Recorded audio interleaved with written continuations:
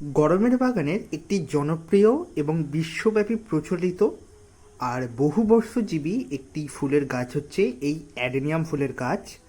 আমরা আমাদের বাড়ির ছাদ বাগানে যে সমস্ত বাগান বা টেরেস গার্ডেনিং করে থাকি সেই বাগানের শোভা বৃদ্ধির জন্য আমরা কিন্তু প্রত্যেকেই এই গাছ এখন করে থাকছি এবং এই গাছের প্রেমে তো এক একজন মশগুল।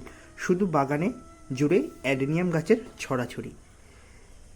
সমস্ত কিছুই ঠিক আছে, অ্যাডেনিয়াম গাছ খুব ভালো গাছ, প্রচুর ফুল দেওয়ার জন্য এই গাছ কিন্তু সক্ষম, কিন্তু আখিরে আমাদের কি ভুল হচ্ছে যার কারণে আমাদের গাছে ফুল ফুটছে না।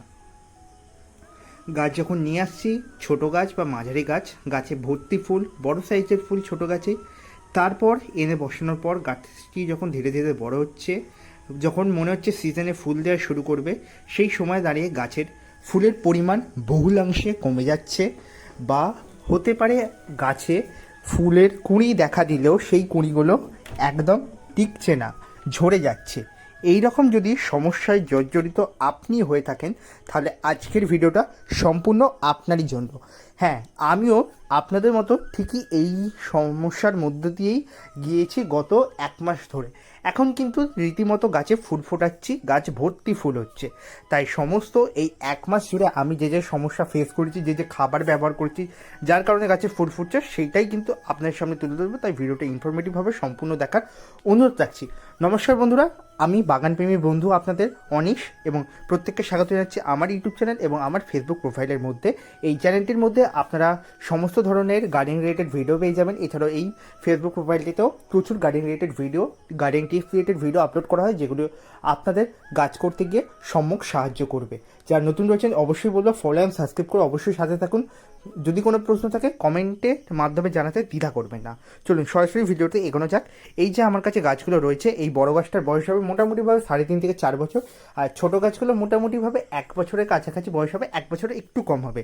এবং এই গাছগুলোতে এখন রীতিমতো ভরপুর পরিমাণে ফুল ফুটছে। পরবর্তী সময় আরও গাছ কালেক্ট করার ইচ্ছে আছে। এখন যে বাজারে কালারগুলো আসছে সেগুলো কালেক্ট করার ইচ্ছে আছে। কিন্তু আমরা যেটা ভুল করে ফেলছি, দেশি গাছে ফুল ফোটাতে পারলেও এই রোজি ভ্যারাইটির গাছগুলোতে ফুলের কুড়ি দেখা দিলেও ঝরে পড়ছে, বা কিন্তু আমাদের এই ধরনের রোজি ভ্যারাইটি ফুলের গাছগুলো কুড়ি ঝরে যাওয়ার প্রবণতা কিন্তু প্রচুর রয়েছে। একটু ভুলের কারণে কিন্তু এই কুড়িগুলো অনেক সময় কালো হয়ে ঝরে পড়ে, বা গাছে অনেক সময় ফাঙ্গাস অ্যাটাক দেখা দেয়। আজকে সম্পূর্ণ সেই ধরনের পরিচর্যাটা আপনার সামনে তুলে ধরবো, যেটা করতে পারলে কিন্তু গাছে কখনোই এই সমস্যাগুলো দেখা দেবে না। প্রথমত, টবের মাটিতে কোনো ধরনের আগাছা জন্মাতে দিলে চলবে না। হ্যাঁ, আমরা অনেকেই জানি এই গাছের যত্ন কম, সেই জন্য আমরা ফেলে রাখি, আগাছা জন্মে যায় না, কিন্তু আগাছা আমাদের জন্ম দিতে চলবে না, যত্ন যতই কম হোক না কেন। এইভাবে মাটিটাকে আগাছাগুলো তুলে দিয়ে হালকা করে খুঁচিয়ে আলগা করে দিচ্ছি, কারণ মাটিটা অনেক দিন যেহেতু রয়েছে কম্প্যাক্ট হয়ে যেতে পারে, আর এই কম্প্যাক্ট মাটিতে খাবার দিলে গাছ খুব দ্রুতর সাথে খাবার গ্রহণ করতে পারে না। দেখতেই পাচ্ছেন যে কী রকমভাবে গাছের শিকড়গুলো টবের ওপরে উঠে আসছে। এই গাছগুলোর এখন মেন দরকার রিপোর্টিংয়ের, কিন্তু এখন যেহেতু ফুল ফুটছে, রিপোর্টিং করলে কিন্তু গাছের ফুল দেবে না। তাই যাদের গাছ এখন নতুন ছোট গাছ এনেছেন, ছোটো গাছ রিপোর্টিং করতে পারে। যদি বড় গাছ হয়ে থাকে, রিপোর্টিংয়ের দরকার মনে হচ্ছে, টপ ফাটিয়ে দিচ্ছে, তখন করুন, না নচেত করার দরকার নেই। এখন পুরোপুরি গাছকে ফুল দেওয়ার জন্য রেডি করুন। আমার এই গাছগুলো কিন্তু দিনের মোটামুটিভাবে 7 ঘন্টা বা 6 ঘন্টার মতো টানা রৌদ্রের মধ্যে থাকে।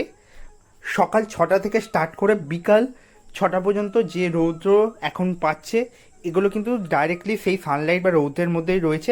এটা কিন্তু অ্যাডেনিয়াম গাছে একটা মূল টিপস। আমি কিন্তু এই টিপসটা প্রত্যেক বছর মেনে চলি, যার কারণে আমার গাছ কিন্তু ভরে ভরে ফুল দিয়ে থাকে। অ্যাডেনিয়াম গাছের যাদের গাছে একদম ফুল ফুটছে না, অন্ততপক্ষে দিনে 4 থেকে 5 ঘন্টা রৌদ্র আসে এরকম জায়গায় রাখুন। অ্যাডেনিয়াম গাছ কিন্তু ছাওয়া জায়গায় বা একটু শেডি জায়গায় খুব ভালো হয় না, পুরো টানা কড়া রৌদ্রের মধ্যে কিন্তু ভালো হয়। অ্যাডেনিয়াম গাছের জন্য সুপার মিক্স খাবার আজকে আমি বানিয়েছি। এই মিক্স খাবারটা কিন্তু রাসায়নিক খাবার, এটা কিন্তু গাছের কটেক্সের বৃদ্ধি ঘটাবে। এই যে প্রথমে আপনারা কালো দানাটি দেখছেন, এটা হচ্ছে ডিএপি, ডাইঅ্যামোনিয়াম ফসফেট। এটা কিন্তু গাছের কটেক্স মোটা করতে সাহায্য করে। দ্বিতীয়ত খাবারটা যেটা দেখাচ্ছে, এটা হচ্ছে 10-26-26 এনপিকে। এই খাবারের মধ্যে প্রচুর পরিমাণে নাইট্রোজেন এবং অল্প পরিমাণ নাইট্রোজেন এবং প্রচুর পরিমাণ পটাশিয়াম থাকে, যেটা কিন্তু আমাদের গাছে প্রচুর পরিমাণ ফুল এনে দিতে সক্ষম।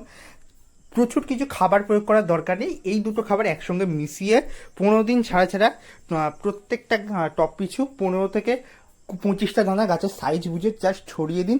এটা কিন্তু আপনাদের গাছের সম্পূর্ণ বৃদ্ধিতে সাহায্য করবে। নতুন চারা গাছ বসিয়েছেন, কবে ফুল হবে, কবে গ্রোথ নেবে আপনারা ভাবছেন, এই খাবারটা দিন, মানে চুটকিতে গ্রোথ দেখতে পাবেন। 1 সপ্তাহের মধ্যে গাছের সুন্দর গ্রোথ হবে। পাশাপাশি গাছে কিন্তু ফুল এনে দিতেও এটা সক্ষম।